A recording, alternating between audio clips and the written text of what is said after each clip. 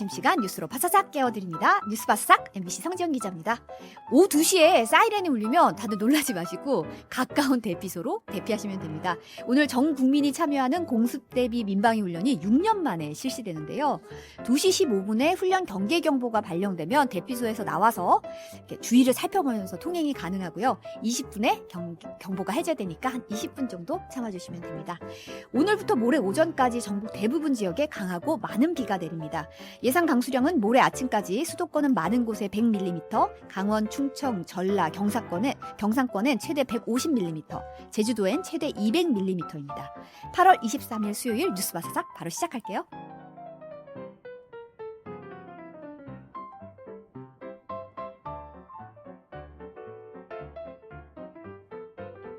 나른한 점심시간을 핫한 뉴스로 채워드립니다. 평일 낮 12시 30분 성지영의 뉴스 바사삭.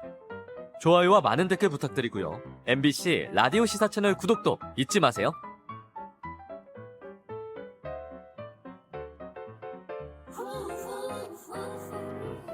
네, 오늘 뉴스 완전 정복하는 온유한 경향신문의 박순봉 기자 나오셨습니다. 어서 오세요. 안녕하세요. 네, 이소정님은 인천인데 비가 엄청 온다고 해물파전에 막걸리 마시고 싶다고 하시네요. 비가 왔다 안 왔다 하더라고요. 그렇죠. 아까 저도 조금 일찍 왔는데 비 많이 왔었어요. 그러니까요. 어느 순간에 나가느냐 따라서 비 오는 타이밍이 좀 맞냐 틀리냐. 요즘에 비가 좀 계속 그런 것 같습니다. 그렇죠. 우산 항상 스콜처럼. 잡아야 네. 돼요. 김영미님이 비가 와도 덥네요. 맞습니다. 비가 와도 좀 이렇게 습기가 확 올라오니까 좀 네. 더운 기운이 많은 것 같고. 안진희님이 네, 비 오는 날에 딱이라고 상큼하다고 감사합니다. 네.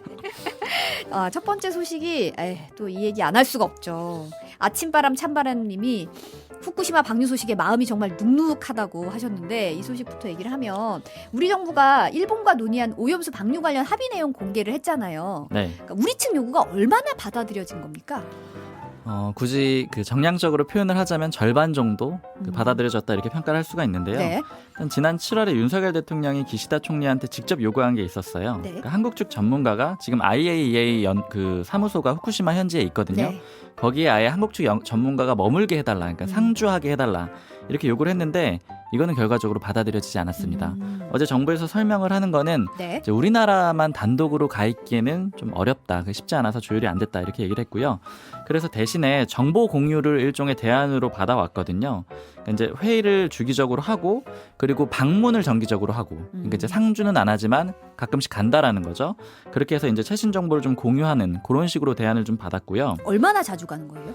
그거는 아직 구체적으로 정해지지가 않았어요. 그런 이제 건 얼마나 아니고. 자주 할지 또 누가 갈지 이런 것들도 아직은 미정인 상태입니다. 네. 그리고 또 다른 요구사항이 총 4가지가 있었는데 만약에 이제 방사능 물질 농도가 기준치를 넘어선다 이러면은 즉각 중단해야 된다. 이게 한 가지 요구사항이었고, 그다음에 또 하나는 실시간으로 정보를 제공해달라 이런 사항이 있었는데 이 2가지는 수용을 했어요, 일본이. 그런데 이제 나머지 2가지는 수용을 안 했는데 나머지 하나가 점검 주기 단축, 그러니까 이제 알프스를 좀 필터를 더 자주 점검을 해달라 이런 요구를 했는데 그건 받아들여주지 않았고요. 그리고 2번째로 농도 측정 대상이 여러 가지 있거든요, 핵종들이. 근데 5개를 추가적으로 더 요걸 측정을 해달라 이렇게 요구를 했는데 이거에 대해서는 설비를 아직 개선 중이라서 안 된다 이런 입장이라서 전체적으로 보면 반 정도 수용이 됐다라고 평가를 할 수 있습니다. 근데 사실 즉각 방류 중단이나 실시간 정보 공유는 원래 방류 계획 안에 포함되어 있었던 맞아요. 거 원래 아닌가요? 일본이 약속을 했던 거예요. 그래서 이제 크게 많이 받아들여진 거는 없다라고 봐야 되는데 그래도 그냥 표면적으로 일본이 성의를 보인다라고 하는 거는 뭐 예를 들어서 홈페이지에다가 한국어로 이제 표현을 하겠다 뭐 이런 정도의 성의는 좀 보이고 있습니다. 당장 뭐 일식당 이제 가야 되나 이런 고민도 좀 하시는 것 같고, 뭐 당장 예약이 좀 줄었다는 뉴스도 좀 나오고 있는데 오염수 방류 시작되면 사실 어민들이랑 관련 업종 피해가 상당히 클 걸로 예상이 되잖아요. 어쨌든 심리적으로. 네. 일본이 그 한국을 포함한 주변국 어민은 피해 지원 대상 아니라고 선을 딱 그었네요. 맞습니다. 이제 방금 이 말씀해주신 내용 안에 담겨 있는데 그러니까 일본이 자국 어민들에 대해서는 이미 수천억 원을 배정을 해놨거든요. 네. 피해 보상금을. 풍평 피해라고 표현을 하더라고요. 네. 근데 어제 외국 특파원들 상대로 일본 정부에서 브리핑을 했는데 거기서 이제 인접한 국가죠. 한국하고 중국 어민들한테도 일본 어민들처럼 보상을 해줄 거냐 이렇게 물어보는데 방류로 인한 방사선 영향은 무시할 정도라서 주변국 사람들한테 피해가 발생할 거라고 생각하지 않는다 이렇게 얘기를 했는데, 즉 이 얘기는 주변국은 안 해준다라는 얘기죠. 근데 좀 논리적으로 보자면은 영향을 무시할 정도라면은 이제 일본 자국도 어민들도 해주면 안 되죠. 안 받아도 되는 건데 이제 그런 점에서는 좀 모순점이 있습니다. 정치권은 어떻게 대응하고 있어요? 지금 당장 야권이 강하게 반발하고 있는데, 일단 민주당은 어제부터 바로 활동을 시작을 했거든요. 네. 일단 민주당은 지금 후쿠시마에서 오염수를 방류하는 이 상황 자체를 국민안전 비상사태다 이렇게 규정을 했습니다.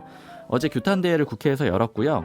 거기서 이재명 대표의 표현을 보면은 그 공격하는 주 대상은 일본인데 거기에 또 윤석열 정부도 포함이 돼 있거든요. 이재명 대표가 이렇게 얘기를 합니다. 일본이 과학적 검증도 주변국 이해도 그리고 일본 국민 이해도 없이 오염수를 내버리겠다라는 폐악을 저질렀다. 근데 여기에서 들러리 서고 방패막이 역할을 한 윤석열 정권 책임도 가볍지 않다. 이렇게 같이 비판을 했습니다. 네. 그리고 박강원 원내대표 같은 경우에는 한미일 정상회담이 끝나자마자 지금 방류 결정이 내려졌잖아요. 그러니까 이 부분을 좀 부각을 했거든요. 네. 그러니까 이제 그 자리가 일종의 협의 자리였던 거 아니냐. 이제 물론 논의가 안 됐다라고 공개적으로 나왔는데 그렇게 좀 지적을 한 건데 이렇게 표현을 합니다. 일본이 오염시킨 바다 위에서 한일 두 나라가 군사협력하는 상황을 국민들이 동의할 수 있느냐. 그러니까 즉 국민들에게 동의를 구하지 않았다라는 점도 좀 강조를 하는 그런 표현을 썼고요. 네. 그리고 어제는 그 민주당 일부 의원들이 일본 대사관, 주한 일본 대사관 항의 방문을 갔고요. 또 오늘 저녁에는 국회 본청 앞에서 촛불 집회를 할 계획입니다. 근데 지금 비가 올 거라서 또 이제 상황을 좀 봐야 될 것 같고요. 네. 그 주말에도 장애 집회를 할 예정이고요. 특히 9월 달에는 IAEA나 뭐 UN 같은 그런 국제기구들 있잖아요. 네. 여기 민주당 의원들이 찾아가가지고 이거 오염수 방류 반대한다 이런 입장을 전달할 거라 그래요.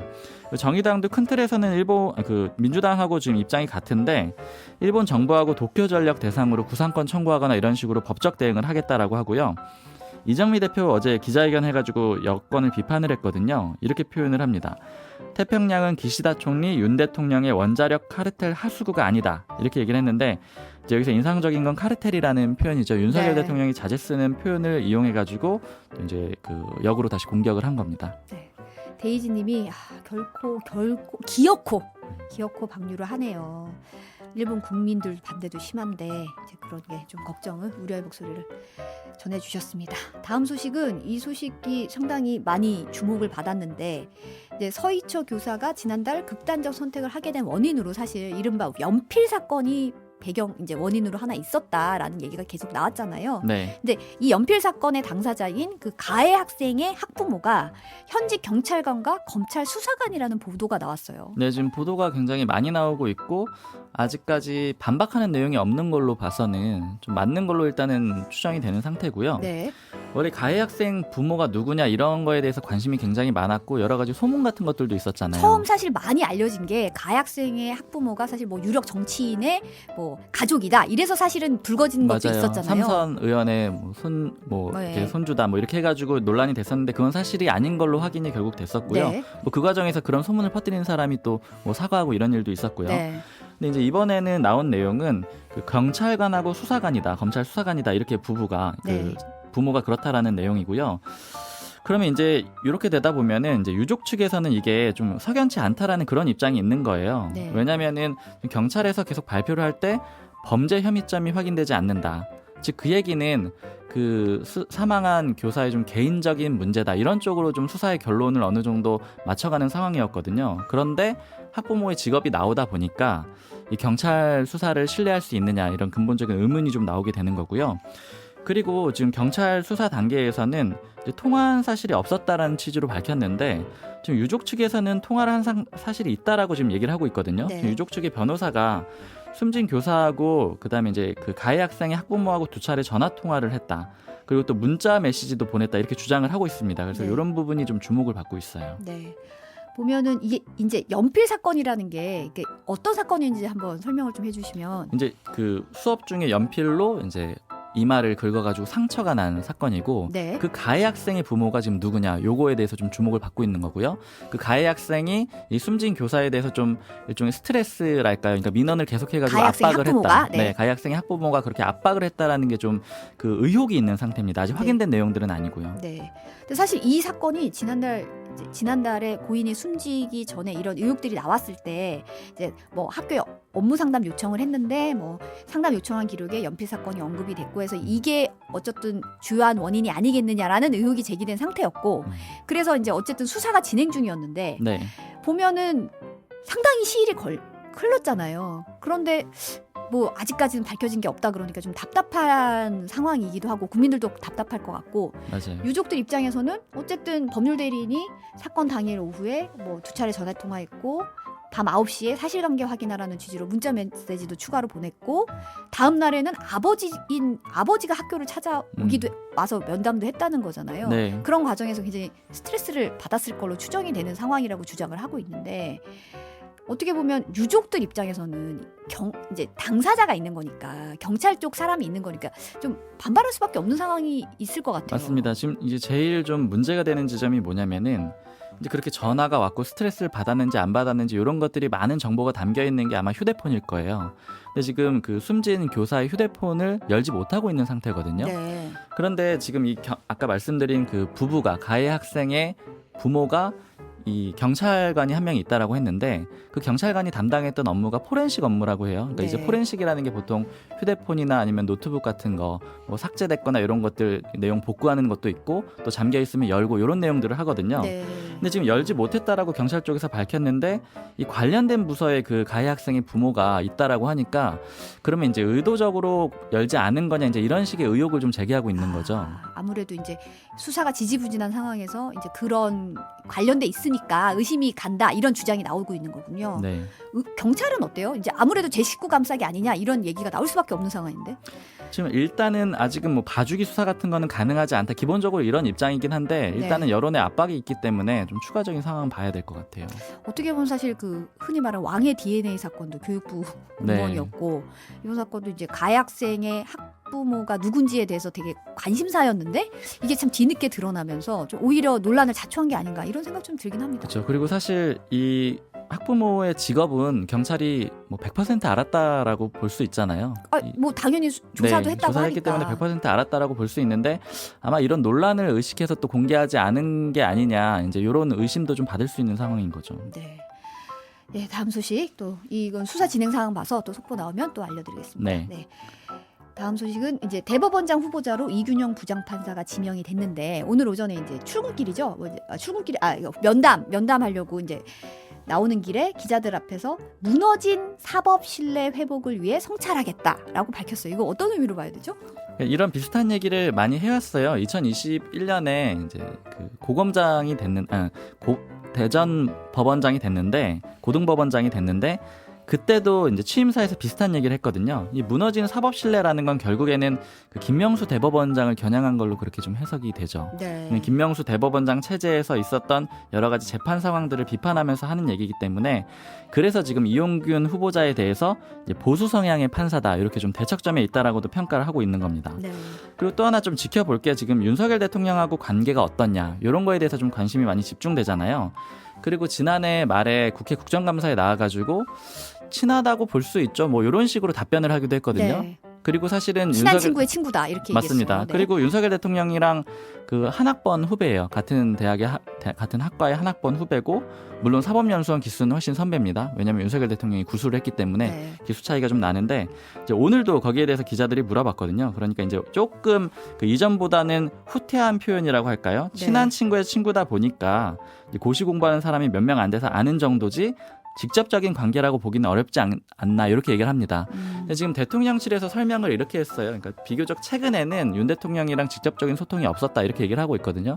근데 법조계 쪽에서 좀 얘기를 들어보면은 윤 대통령이 서울중앙지검장 되는 게 2017년인데 네. 그때 전 정도까지는 그래도 연락을 주고받은 것으로 안다라는 사람들이 좀 많아요. 그래서 그때까지는 좀 친분이 있었고 이제 대통령실의 설명대로 비교적 최근에는 좀 교류가 없었고 이런 정도로 좀 볼 수 있을 것 같아요. 그러면 뭐 주변 인물과 비교해 보면은 뭐 친하다고는 얘기할 수 있겠네요. 그렇게 보면. 적어도 최소한 아는 사이기도 하고 그리고 이제 같이 사법고시 그 준비하는 같은 학교의 한 학번 차이 선후배이기 때문에 그 정도면 뭐 당연히 이제 아는 사이라고 말할 수 있고 어느 정도 가깝다라고 할 수 있겠죠. 네. 이균영 후보자 평가는 좀 어때요? 일단은 보수 성향 판사라는 게 굉장히 좀 명확하고요. 네. 이제 아까 말씀드린 대로 지금 무너진 사법 신뢰를 회복하겠다 이런 얘기들이 다 김명수 대법원장을 그 겨냥한 그런 발언들이거든요. 오늘 김명수 대법원장을 만나러 가는 자리에서 그 얘기를 한 거잖아요. 네, 그 사실. 자리에서도 그 얘기를 똑같이 한 거죠.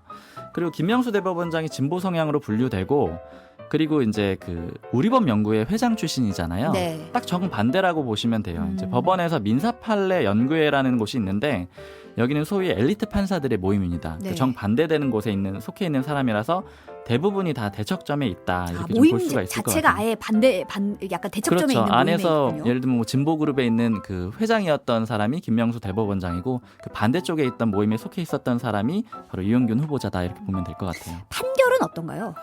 판결들은 이렇게 좀 뭐 일방적으로 평가하기는 좀 어려울 것 같아요. 네. 왜냐하면은 약자를 옹호한 판결도 있고 또 네. 반면에 뭐 아닌 경우도 있고 이렇게 섞여 있어가지고 그거는 이제 그 완전히 단일화해서 보기는 좀 어려운데 뭐 대표적으로 예를 들면은 이제 투레트 증후군이라고 하는 소위 네, 틱장애예요. 있죠. 네. 근데 장애인을 거부했었거든요. 원래는 장애인으로 등록이 안 됐었습니다. 근데 이런 것들은 차별이다라고 해서 이 소위 틱장애 장애인들에게 손을 들어주는 그런 판결을 내리기도 했고요.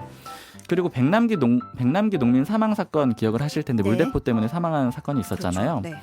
근데 그때 1심에는 그 서울경찰청장에 대해서 무죄를 내렸는데 2심에서 바로 이 이용균 후보자가 재판을 했거든요. 근데 1심을 뒤집어가지고 벌금 1,000만 원을 구형합니다. 그러니까 단순히 보자라면은 이건 이제 보수 성향의 판사가 맞느냐 이렇게 좀 판단할 수도 있는 내용이 되는 거죠. 아 저희가 이균용 죄송합니다. 이균용 후보자입니다. 네, 죄송합니다. 있었습니다. 네, 죄송합니다. 네. 또 어떤 판결이 있었죠? 뭐 이외에도 뭐 YMCA 여성 회원들이 그 의결권을 달라 이렇게 이제 낸 소송이 있었는데 여기에서는 오히려 여성 회원들의 또 손을 들어주지 않은 판결도 있었어요. 그러니까 네. 이런 것들은 뭐 상대적으로 좀 다른 판결이었다 이렇게 좀 볼 수 있습니다. 사법농단 사건 관련한 판결도 있었다고요? 맞습니다. 여기에 대해서 이제 그 재판장으로 서울고법 재판장으로 있었을 때였는데 1심하고 마찬가지로 무죄 판결을 내렸었거든요. 네. 그러니까 이것도 사법농단 사건의 일환이었기 때문에 이제 이런 것들도 좀 정치적 그 판단에 대해서 좀 볼 수 있는 그런 내용들이고요. 이제 기본적으로는 이제 여권에서 나온 얘기들은 뭐냐면은 이제 김명수 대법원장 시절의 판사들이 예를 들어 좀 정치적 성향을 드러내거나 그러니까 진보적 성향을 많이 이렇게 보였다, 어필을 했다 이렇게 보고 있는 거예요. 네. 근데 기본적으로 이 후보자 같은 경우에는 SNS 활동 같은 거 굉장히 비판적이거든요. 즉 최근 상황하고 좀 연결해 볼 수도 있는 게 그 정진석 의원 실형 판결 낸 이제 박병곤 판사 사례 있잖아요. 네. 그 판사 같은 경우에도 SNS 글 많이 쓰고 이런 것들이 있었잖아요. 그러니까 이런 거에 대해서 굉장히 부정적인 사람이다. 즉 어떻게 보자면은 이제 그 성향 드러내는 것 자체에 좀 부정적이기 때문에 여권의 평가는 원래대로 되돌리는 거다 이런 식으로 보고 있는 거죠. 물론 이제 야권에서는 너무 보수적이다 이렇게 보는 거고요. 법조계에서는 이제 이균용 후보자가 대법원장 되면 좀 어떤 변화가 있을 거라고 보고 있나요? 이제 그제 그 현직 판사를 좀 만날 일이 있어가지고 이제 안 그래도 다들 예측하고 있는 상황이었어가지고 얘기를 좀 들어봤었거든요. 근데 기본적으로 판사들은 이렇게 대법원장이 누가 되느냐에 대해서 막 그렇게 엄청나게 걱정을 한다거나 그러니까 뭐 나의 인사에 어떤 영향이 있을 거다 이렇게 우려를 하진 않아요. 이게 왜냐하면은 조직 자체가 좀 독립적인 거죠. 그렇죠. 판사들 하나하나가 다 사법부로 별도로 판결을 내리고 그러니까 검찰하고 좀 많이 비교를 하는데 검찰은 단일 조직이어서 인사도 굉장히 강력하게 그 그렇죠. 영향을 미치고 그다음에 이제 뭐 동일체라는 그런 표현도 쓰잖아요. 근데 그런데 다만 큰 영향을 받게 되는 거는 대법원에서 내리는 판결이 영향을 줄 수 있다라는 거예요. 거기서 어떤 큰 판결을 하나 내리게 되면은 하급 법원에서는 그 흐름을 벗어나는 그러니까 역행하는 식의 판단을 내리긴 좀 어렵다라는 그렇죠. 겁니다. 그래서 네. 이제 그런 정도의 영향은 좀 있을 것이다. 그래서 이제 만약에 앞으로 정치적 해석이 좀 따르게 되는 그런 판결들이 있다라고 하면은 그런 것들은 좀 영향을 줄 수 있다라는 거죠. 뭐 대표적으로 어떤 게 있을까요? 그러면 앞으로 뭐 대법원에서 해야 될 것들 굉장히 많이 있는데요. 뭐 예를 들어서 양승태 전 대법원장 맞죠. 네. 그 사법농단 재판 있잖아요. 네.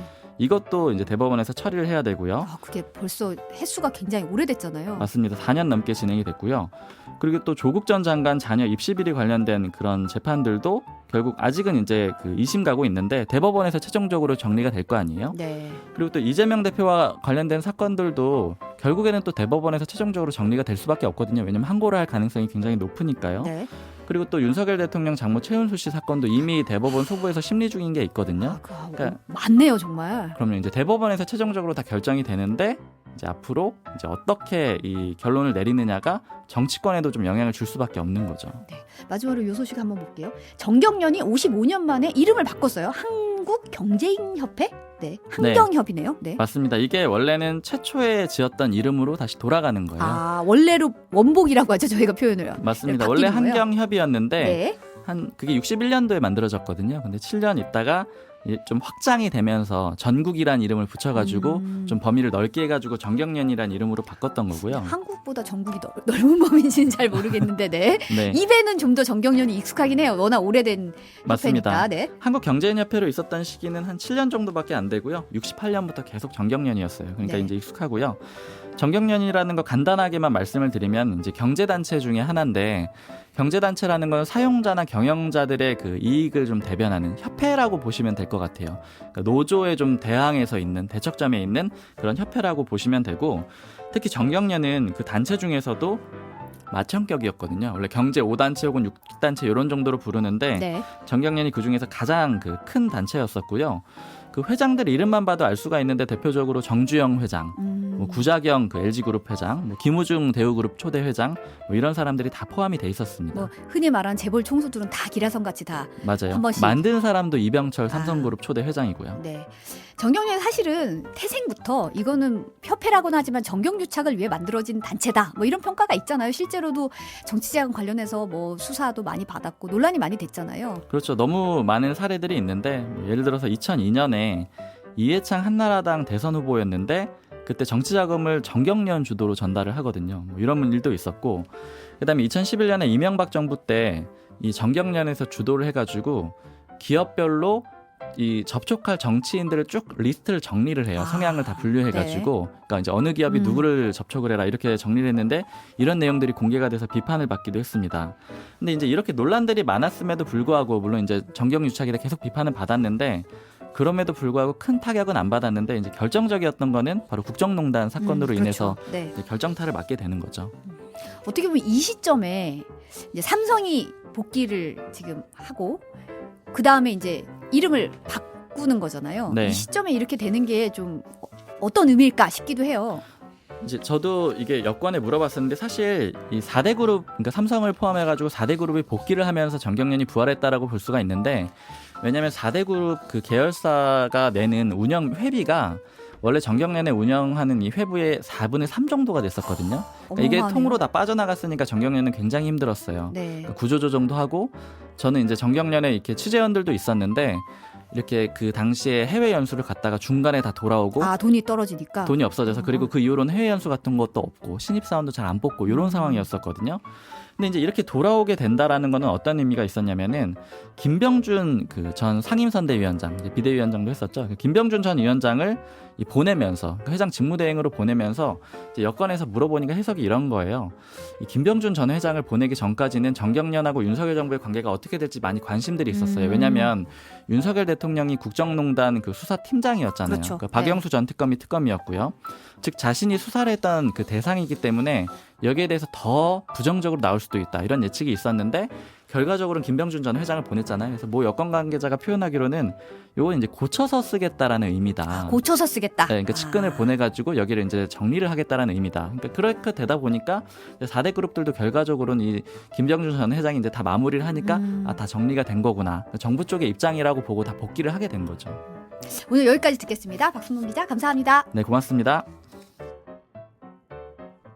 여러분은 지금 점심시간 디저트 같은 방송 성지영의 뉴스 바사삭과 함께하고 계십니다. 좋아요와 많은 댓글 부탁드리고요. MBC 라디오 시사 채널 구독도 잊지 마세요.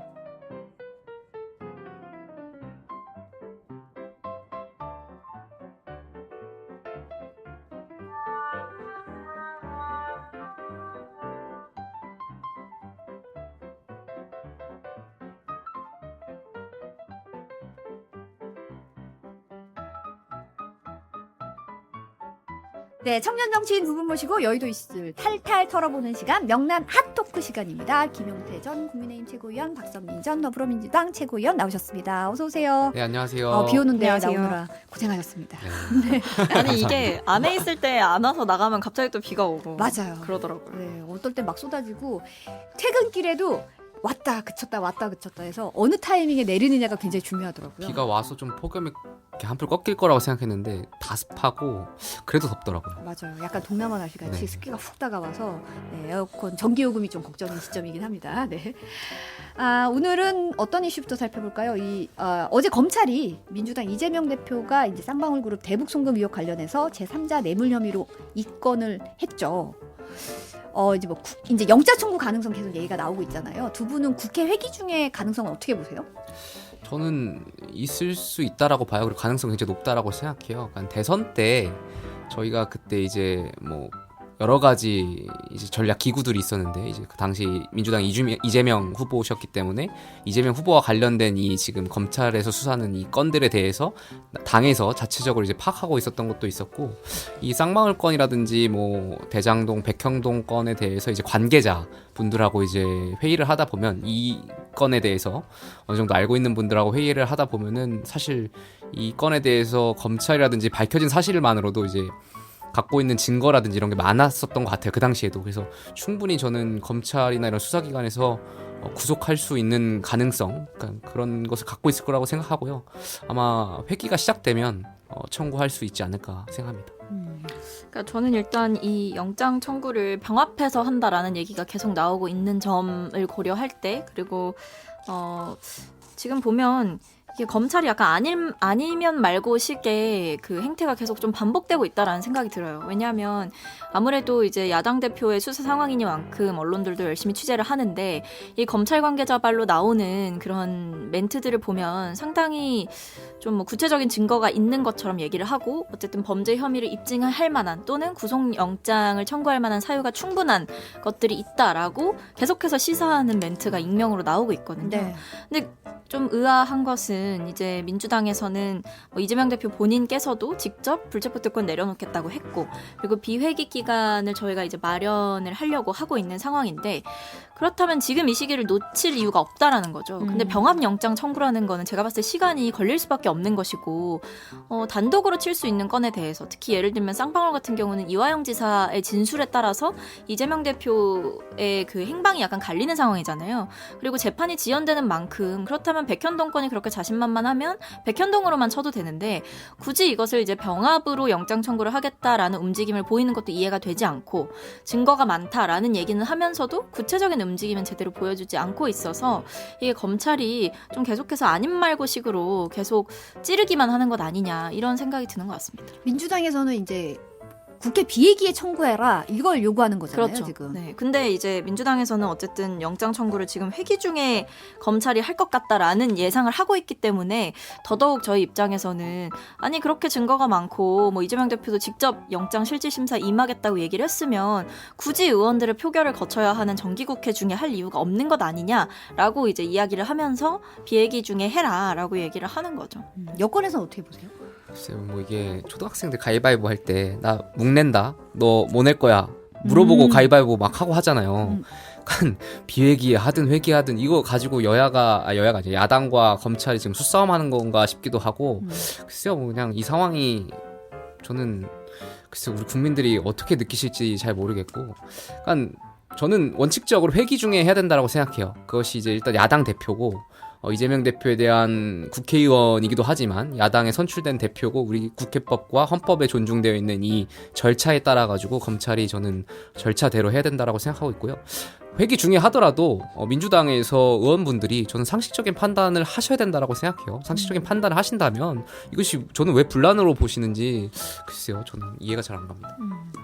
이 얘기가 나올 수밖에 없을 것 같은데 민주당에 대해서 이제 체포 동의안 부결로 이 대표 지켜야 한다 이런 얘기가 친명계에서 나오고 있고 이제 민용배 의원 같은 경우는 이제 혁신회인가요? 네, 더민주혁신회의라는 거기서 이제 영장 청구되면 뭐 투표 시작되면 이제 의원들 일제히 빠져나오면 된다 뭐 이런 얘기가 나왔어요.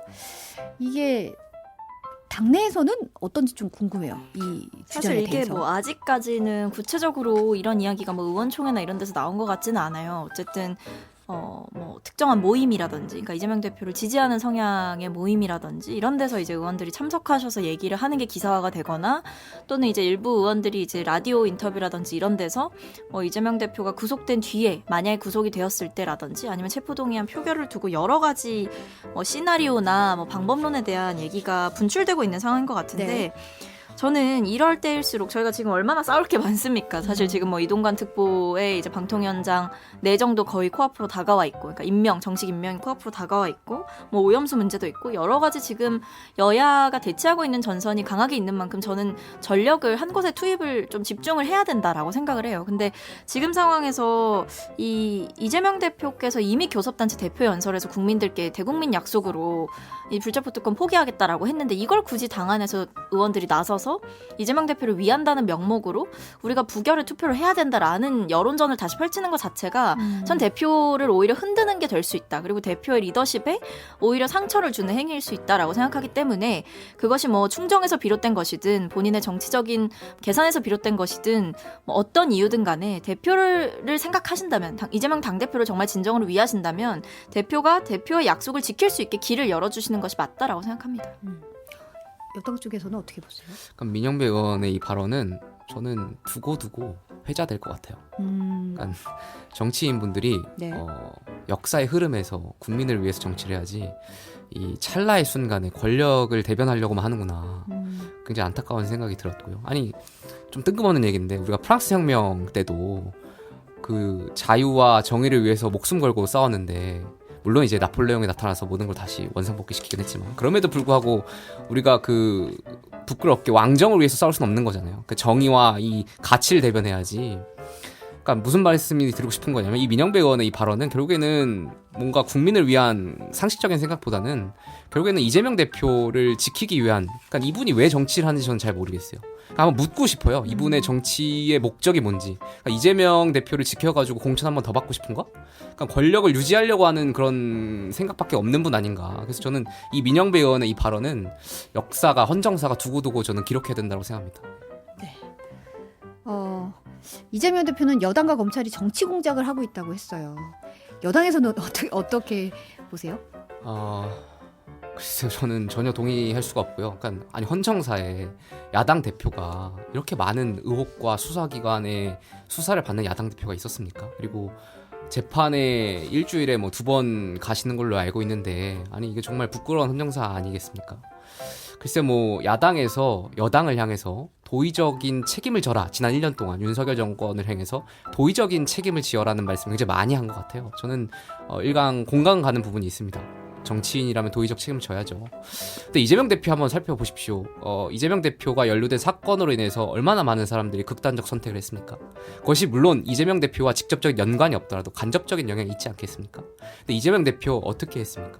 그러니까 저는 야당 대표라면 글쎄요, 약간 이분이 정치인의 자질을 잘 모르겠어요. 근데 그럼에도 불구하고 이런 검찰의 수사나 이런 것을 두고 공작이라고 하는 둥, 마치 본인의 민주주의 투사가 된 양 이렇게 하는 행동들은 글쎄요, 저는 굉장히 좋게 보이지 않고요. 그러니까 국민과 이 정말 민주당원을 위한 정치인이시라면 저는 이재명 대표가 정치적인 결정을 하셔야 되지 않나. 그것이 어떤 결정일지는 잘 모르겠습니다만, 이렇게 계속해서 싸움으로 끌고 가는 정치는 저는 국민과 많은 사람들을 위해서 결코 올바르지 않다고 생각합니다. 정민 최고는? 저는 이제 국민의힘의 태도를 좀 지적하고 싶은 부분이 있어요. 왜냐하면 국민의힘에서 계속해서 민주당의 체포동의안 표결 결과를 두고 비판을 이어왔고, 이재명 대표가 이제 굉장한 국회의원으로서 굉장한 특권을 누리는 것으로 계속 비판을 해왔는데, 이번에 이제 이재명 대표가 막상 불체포 특권을 내려놓고 영장 실질 심사를 받겠다라고 했고, 그 뒤에 이제 당에서는 이제 8월 임시국회 비회기 기간을 지금 마련하려고 여야 합의를 진행을 하고 있단 말이에요. 근데 여기에 대해서 지금 국민의힘은 오히려 이 비회기 기간을 잘 보장해 주려고 하지 않고 있는 모습을 보여주고 있어요. 그러면서 또 다른 특권을 요구하는 오만한 발상이다라고 윤재욱 원내대표께서 비판을 하고 계신데, 이 앞뒤가 좀 안 맞는 거죠. 언제는 특권 내려놓고 영장 실질 심사에 임해라라고 하시더니 우리가 막상 그렇게 하겠다, 그러니까 하니까 전제 조건을 이제 일단 만들어 달라.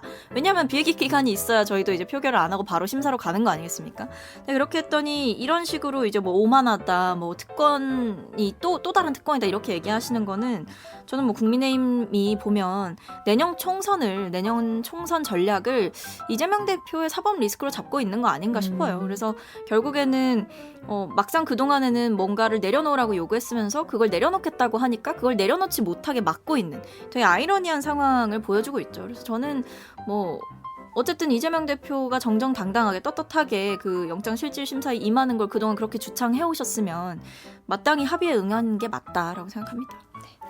다음 이슈 살펴보면 윤석열 대통령이 국회 이동관 방송통신위원장 후보자에 대한 인사청문 보고서 재송부를 요청한 시한이 오늘까지예요. 강행할까요? 뭐 국회에서 인사청문 보고서를 어떻게 채택할지는 잘 모르겠습니다만 강행하실 거라고 저는 생각해요. 윤석열 정권뿐만이 아니라 요 근래에 국회 인사청문회 건의가 많이 실추된 것 같아요. 뭐 글쎄요, 왜 그렇게 됐는지는 좀 살펴봐야 될 것 같은데 아무래도 뭐 강행을 하시지 않을까 생각이 있습니다. 저는 뭐 강행할 거는 하는 건데 그에 대한 역풍은 이제 윤석열 대통령이 져야 된다라고 생각을 해요. 왜냐하면 일단 방송통신위원장이라는 자리는 굉장히 이제 공정성과 객관성, 중립성 이런 것들이 중요한 자리입니다. 왜냐하면 방송에 대한 정책도 수립하고 방송 규제도 할 수 있는 자리이기 때문에 사실은 권한이 좀 막강하거든요. 근데 이런 권한을 이동관 특보라는 사람이 제대로 이 자리를 수행할 수 있을 거냐라고 보면 아니에요. 그러니까 그동안 해오신 걸 보면 사실상 언론 장악을 습관적으로 밥 먹듯이 해오신 분이고 당시 이동관 홍보수석실에서 작성됐던 또는 홍보수석실이 국정원에 시켜가지고 작성했던 문건들 뭐 심지어 최근에는 이제 뭐 알려진 거에 따르면 국정원 직원한테 모 진보 성향 일간지의 광고 내역을 캐오라고 해가지고 문제가 되기도 했었다라는 이런 폭로들까지 나오고 있는 마당이에요. 뭐 문서 내용도 보면 단순한 이제 방송에 대한 모니터링이 아니라 특정한 출연자 출연시키지 말아야 된다 또는 특정한 패널들이 좌편향돼 있다 이런 굉장히 좀 왜곡된 시선으로 언론을 보는 분들이었고 그 수장에 이동관 특보가 있었기 때문에 저는 이런 분을 임명을 강행하는 윤석열 대통령의 의도는 너무나 저열한 것이고 이건 국민들에게 반드시 평가를 받을 거다라고 생각합니다. 네, 재송부서 요청 시한이 오늘이 아니고 24일 내일까지여서 다시 수정하겠습니다. 네, 정정하겠습니다.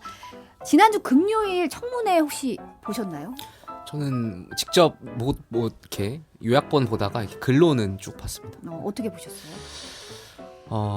그러니까 저는 방통위원장, 그러니까 보통 우리가 이제 인사청문회 하면 공직윤리, 공직역량 크게 두 가지 점을 많이 보는 것 같은데 저는 방통위원장은 공직역량에 대한 것이 더 중요하다라고 생각해요. 민주주의에서 방송통신위원회가 갖고 있는 어떤 위치라든지 이런 것이 굉장히 중요하다라고 생각하거든요. 언론이 어떤 권력을 감시하고 이런 것이 우리 민주주의를 지키고 나아가는 데 있어서 굉장히 중요한 역할을 한다라고 생각해서 그런데 뭐 물론 이제 청문회 과정에서는 이제 이동관 후보자의 어떤 윤리적인 부분을 많이 다뤘던 것 같은데 저는 역량적인 측면에서 그러니까 방통위원장으로서의 어떤 민주주의에 대한 생각이나 철학 이런 것을 좀 듣고 싶었는데 사실 그러한 질문들이 적었고 그러니까 사실 이동관 후보자가 어떠한 생각을 갖고 있는지도 잘 파악하지 못했고 또 그간의 이제 전 MB 정권에서 이제 홍보수석으로서의 갖고 있었던 어떤 행동들을 봤을 때 이분이 갖고 있는 민주주의에 대한 생각이 방통위원장으로서는 글쎄요 저는 훌륭한 분이라고 생각은 안 됐어요 제 개인적으로.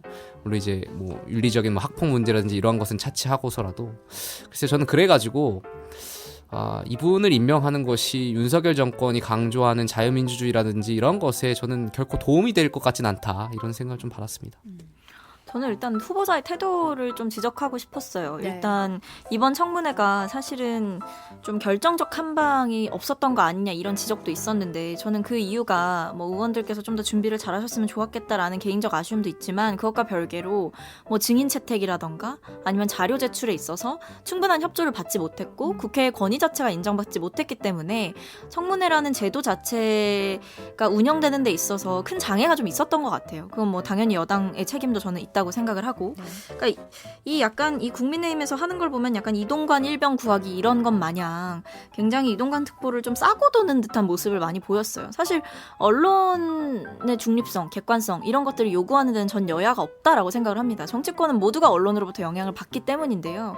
이게 윤석열 대통령이 이동관 특보를 굉장히 아끼고 신뢰하기 때문에 지금 이 모든 리스크를 감당하고서라도 임명을 강행할 것처럼 보이는데 이러한 상황이다 보니 여당에서도 좀 잘못한 부분, 예를 들면 학폭 논란에 있어서 아들 학폭 무마 의혹에 있어서 사실 잘못된 건 잘못됐다라고 짚어야 하는 것인데 오히려 뭐 당사자들끼리 화해를 했다 이런 점들을 굉장히 부각시키려고 하고 또는 뭐 그냥 단순히 그 비판 언론들을 이제 문제 보도로 규정하고 정부의 비판적인 언론들을 문제 보도로 규정했던 그런 과거의 행태들을 되게 당연한 일을 했던 것처럼 막 포장을 하시더라고요. 그래서 저는 여당이 그렇게 든든하게 뒤에서 버텨주고 있었기 때문에 이동관 후보자가 굉장히 저는 기고만장한 모습을 많이 보였다고 생각합니다. 그러니까 보면 학폭 문제에 있어서도 사실 본인이 그렇게 개입했던 거잖아요. 어떻게 보면 이사장한테 전화한 게 개입이 아니면 뭐겠습니까? 근데 그런 거에 대해서도 그냥 뭐 지인이다라는 식으로 얘기를 한다던가 아니면 뭐 아들의 문제에 있어서도 학폭이 있었냐 없었냐 이런 질문이 계속 오가니까 뭐 일부 있었겠죠라고 하더니 또 말을 바꾸시고 그러니까 본인이 했던 거짓 해명에 대한 명쾌한 해명도 하지 않고 오히려 야당 의원들을 좀 이렇게 면박 주는 듯한 태도를 보여서 굉장히 보기 좀 불편했습니다. 이동관 후보자가 이제 이날 사실은 이제 청문회 날 YTN이 배우자 청탁 의혹 관련해서 보도를 했는데 이제 마포경찰서에 고발장 제출했다는 뉴스가 들어왔거든요. 이제 5억 원 명예훼손 손해배상 소송도 제기하고 사실 앞서서 이제 흉기난동 사건 배경화면에 후보자 사진 게재한 것 때문에 벌써 3억 원의 손해배상 청구 소송 제기했거든요. 그러니까 이런 그 뭐랄까 과정 진행 이거 어떻게 보세요?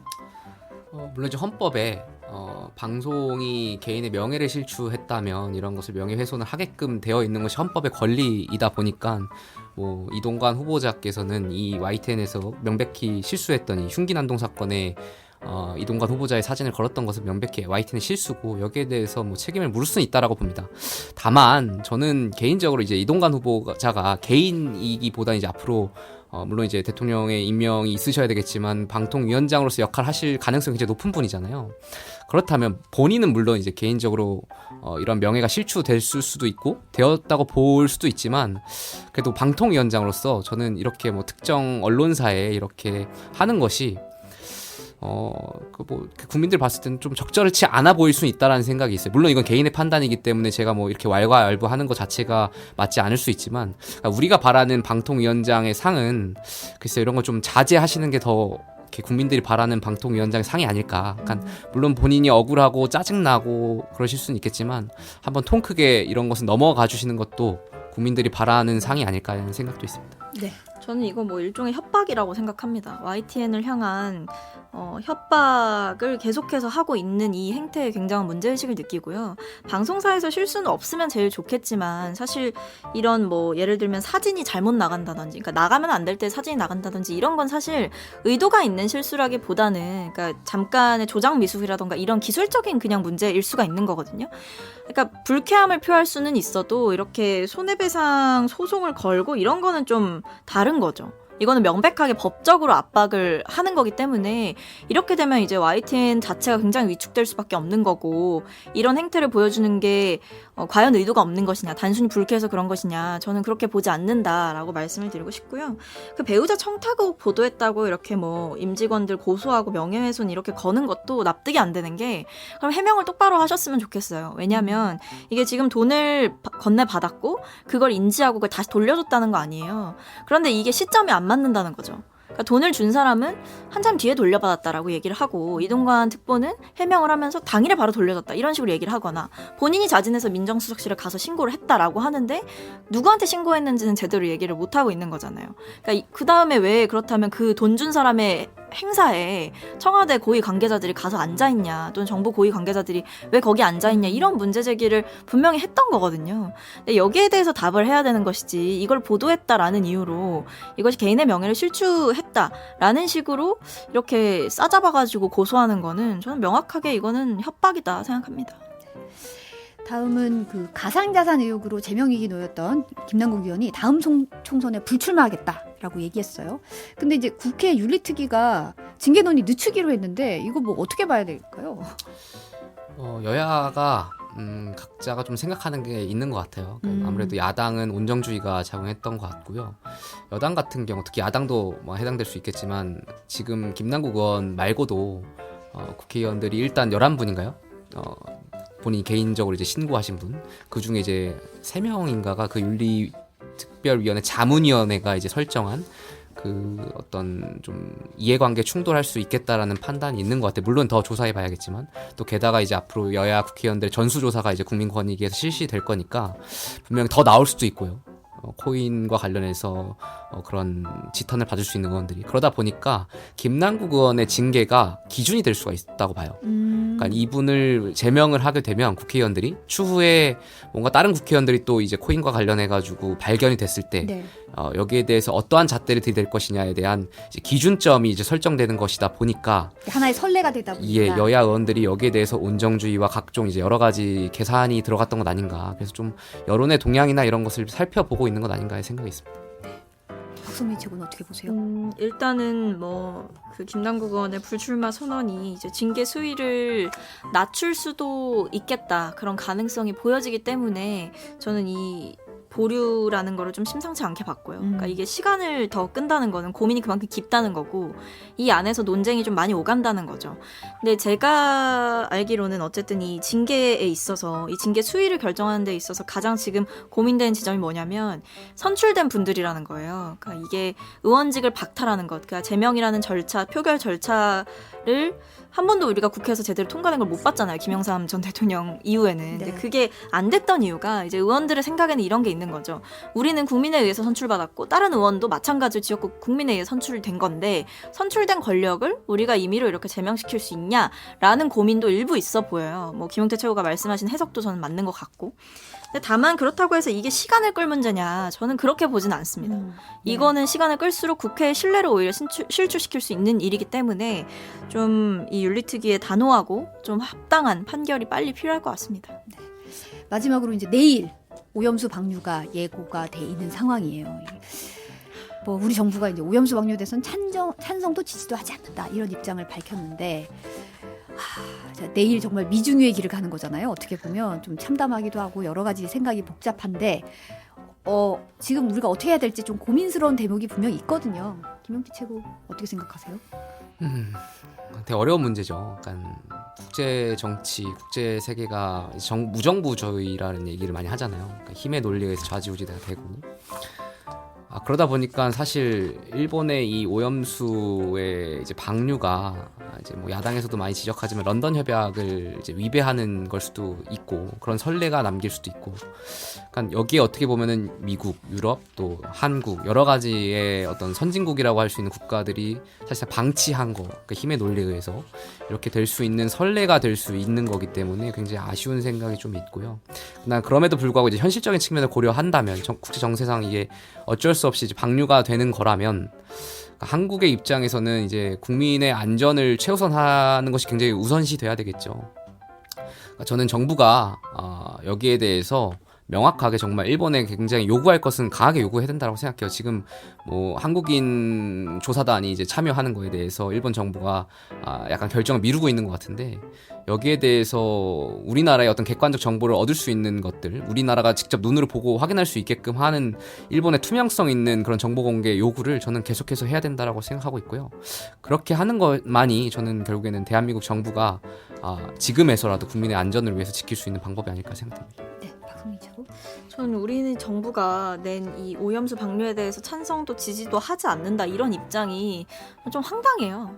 이거는 결국에는 그럼 입장이 뭐죠? 내일 오염수 방류한다는데 우리 정부에 이렇게 입장이 오락가락하게 된다면 우리나라 국민들은 도대체 누굴 믿고 우리가 고민을 해야 되고 안심을 할 수 있는 것인가라는 생각이 들고, 정부에서 이렇게 돈 들여가지고 오염수 안전하다라는 취지의 그 유튜브 만들기 전에 저는 국민들의 그 분노하는 여론, 그리고 우려하는 여론, 그리고 현실적인 그 어민들의 생계 문제 이런 것들에 대해서 제대로 항의를 했냐, 그러니까 우리나라 정부로서 마땅히 해야 되는 역할을 제대로 했냐라고 보면 안 한 한 것 같아요. 그래서 좀 답답한 마음이 있고 실제로 이번에 뭐 정부가 여러 가지를 두고 협상을 했는데 지금 안 된 것 중에 좀 중요하다라고 보는 게 방류 현장 점검에 있어서 한국 전문가가 상주하는 대신에 뭐 정기적으로 방문하겠다 이런 식으로 바뀌었잖아요. 상주랑 정기적 방문은 완전히 다른 거죠. 그리고 그뿐만 아니라 뭐 알프스 입출구 농도 측정 시에 뭐 추가적으로 우리 정부에서 5개 정도 핵종을 추가적으로 측정해달라 요청한 게 있었는데 이거에 대해서는 일본 측에서 약간 협상을 해야 된다라는 식으로 보류를 하고 있는 것 같고, 그러니까 방류 시점은 코앞인데 그동안 우리 정부가 국민들의 뜻을 대변하기 위해 노력했냐라고 보면 그것도 아닌 것 같고, 그리고 이번에 협상이 좀 불발된 것들을 보면 사실은 가장 중요한 내용들이고, 그러다 보니까 이제 정부가 오히려 나서서 오염수를 옹호하고 그리고 국민들 마음에 이제 염장 지르는 거 아닌가 이런 생각이 들어서 좀 답답합니다. 네.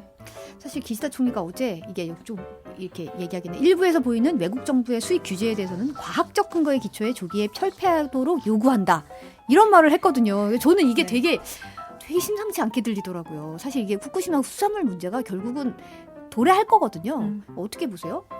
그러니까 이 오염수 방류를 두고 한국 정부나 이제 일본 정부가 각자의 국내 정치에도 이제 생각을 안 할 수가 없다 보니까 아무래도 일본 총리는 일본의 국민을 상대로 이렇게 발언을 하신 것 같아요. 아무래도 이제 본인의 어떤 지지율이나 이런 거 측면을 고려해서 말씀하신 것 같다라고 생각되고, 하지만 이렇게 저는 호락호락하게 우리 정부가 이것을 뭐 응할 수는 없다라고 생각하고요. 이것은 정말 WTO라든지 이 기준이 있는 거기 때문에 쉽지 않을 거라고 생각합니다. 저는 이게 일본 정부가 상당히 전략적으로 접근하고 있다라는 생각이 들어요. 사실 기시다 총리가 그 오염수 방류 현장에 간 것도 한미일 정상회의 이후였잖아요. 그러니까 그게 바로 첫 번째 국내로 돌아와서 했던 일정이라는 것도 저는 굉장히 심상치 않았다라고 보고, 그러니까 계속해서 일본은 굉장히 계산적으로 움직이고 있고 본인들이 얻어낼 수 있는 이익들 또는 내어주기 싫은 것들을 전혀 이렇게 양보를 안 하고 있는데 우리 정부만 너무 퍼주고 있다라는 생각이 들어서 답답할 따름이고, 이 문제도 마찬가지죠. 후쿠시마 이 오염수 방류 얘기 나왔을 때 그 다음에 뒤따라 나왔던 우려가 바로 이거예요. 수산물 수입 어떻게 할 거냐. 그때 정부의 입장은 뭐 단호하게 설명한다라고 하긴 했지만 사실 이렇게 일본에서 움직이기 시작하는데 우리 정부의 전략은 도대체 뭐냐. 지금까지 보여준 모습을 보면 사실 믿음직스럽지가 않거든요. 나중에는 또 일본이 IAEA 보고서 갖고 와가지고 너네가 이거 다 동의해서 우리도 다 방류했는데, 존중한다고 해서 방류했는데 그럼 이제 수산물 수입 재개도 해야 되는 거 아니냐. 다른 나라들은 뭐 이렇게 시작하는데, 이런 식으로 다른 나라의 사례라던가 뭐 일부 보고서 또는 전문가들의 의견 이런 것들을 그 선택적으로 차용해서 우리 정부를 압박할 수도 있겠다는 생각이 들어요. 그렇다고 한다면 우리 정부가 제대로 항변할 수 있을 것이냐. 지금까지 해왔던 걸 보면 그렇게 기대가 크지 않은 게 사실이죠. 네, 오늘 말씀은 여기까지 듣겠습니다. 박선민 김용태 전 최고위원과 함께했습니다. 두 분 감사합니다. 감사합니다.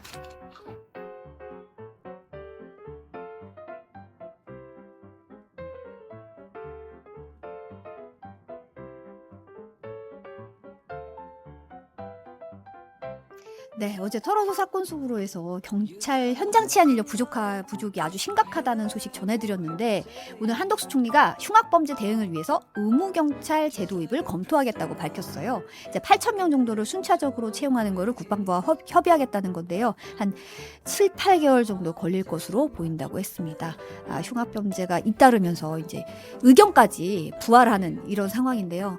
좀 안전을 위해서 좀 치안 확보에 좀 애써주셨으면 좋겠습니다. 8월 22일 수요일 뉴스 바사삭, 내일도 낮 12시 30분에 인사드릴게요. 오늘도 함께 해주셔서 감사합니다.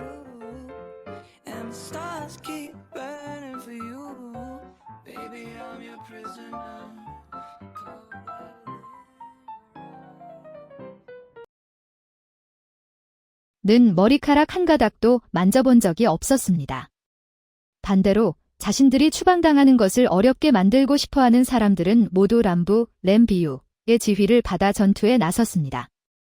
그러므로 그녀는 또한 여러 차례 징계를 받았습니다. 탄빈이 정말로 통에 대해 조치를 취했다면 램비유만으로도 그를 편히 쉴 수 없게 만들 것입니다. 고민 끝에 6명의 멤버들은 그의 치료를 돕기로 합의했다. 그러나 이것에 대해 이야기하는 것이 완전히 이점이 없는 것은 아닙니다. 적어도 모든 사람들은 그가 그것을 좋아한다고 생각합니다. 그것은 또한 그가 많은 문제를 줄이는데 간접적으로 도움이 됩니다. 나중에 그들이 모두 성장했을 때 송은 가족이 파산하던 날 무술집을 파괴하기 위해 힘을 합쳤습니다. 램 비우캑은 매우 큽니다. 그녀는 표지판을 가리키며 꾸짖었습니다. 그녀는 아프다. 그 노인네가 그 사람한테 문제가 있는 거니까 괜찮아요. 돈도 그 사람한테 문제가 있는 거예요. 왜 나중에 말합니까? 나는 어떻게 살고 있습니까? 여기에서 통의 목소리는 회의적이었고 여전히 차분했습니다. 그녀는 평생 지낼 만큼 충분한 돈을 가지고 있었습니다. 램 비우는 극도로 화를 냈습니다. 나는 이런 비참한 삶을 참을 수 없다. 룩는 그것을 마음에 두지 않고 영원히 웃었습니다. 뜻밖에도 그가 비참한 삶을 살고 싶지 않았기 때문에 램 비우가 실제로 그에게 왔습니다. 그녀는 말했습니다. 당신에게는 힘이 있고 나에게는 의지가 있습니다. 우리는 계속 강해지고 더 강해져야 합니다. 어디를 가더라도 반드시 승리할 것입니다. 이 문장만으로는 6멤버가 전혀 느껴지지 않습니다. 이것은 지능이 있는 사람이 할 수 있는 말입니다. 그녀는 다시 말했습니다. 힘을 합치자. 도와주고 동손이 코이를 다시 나타나게 하고 도둑질에서 보내주는 걸 도와주는데 정말 활기가 넘친다. 탄비는 그의 모든 기억을 뒤졌습니다. 나는 그녀가 그것을 언제 두고 갔는지 기억조차 나지 않습.